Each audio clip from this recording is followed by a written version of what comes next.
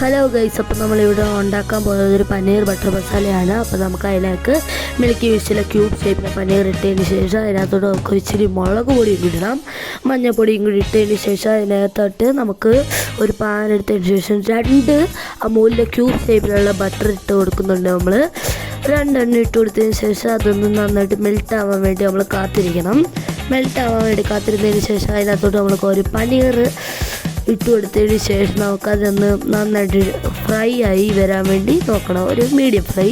എന്നിട്ട് അതിലേക്ക് അതൊന്ന് വറുത്ത് കോരി വെക്കാവുന്നതാണ്. വറുത്ത് നന്നായിട്ട് കോരി വെക്കണം. അത് വറുത്ത് ഫുള്ളി അതിനകത്തുനിന്ന് എടുത്ത് കോരിയതിന് ശേഷം നമുക്ക് അതിനകത്തോട്ട് ഉള്ളി ഇടാവുന്നതാണ് ഗൈസ്. ഉള്ളി ഇട്ടതിന് ശേഷം അതൊന്ന് വഴറ്റിയതിന് ശേഷം നമുക്കത് അരയ്ക്കണം. അരച്ചതിന് ശേഷം നമുക്കൊരു പാൻ എടുക്കാം. പാൻ എടുത്തതിന് ശേഷം അതിനകത്തോട്ട് ഇഞ്ചിയും വെളുത്തുള്ളിയും കൂടെ അരിഞ്ഞു വെച്ചിരുന്ന അതും കൂടി ഇടാം. എന്നിട്ട് ഇച്ചിരി കറിവേപ്പില ഇടാം.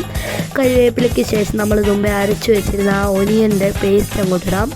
പേസ്റ്റ് ഇട്ടതിന് ശേഷം നമുക്ക് അതിനകത്തോട്ട് ഇച്ചിരി മഞ്ഞൾപ്പൊടി ഇടാവുന്നതാണ്. മഞ്ഞൾപ്പൊടിക്ക് ശേഷം നമുക്ക് മഞ്ഞൾപ്പൊടി ഒന്ന് ചൂടായതിന് ശേഷം നമുക്കൊരു ഇച്ചിരി ഗരം മസാലയും കൂടി ഇടാവുന്നതാണ്.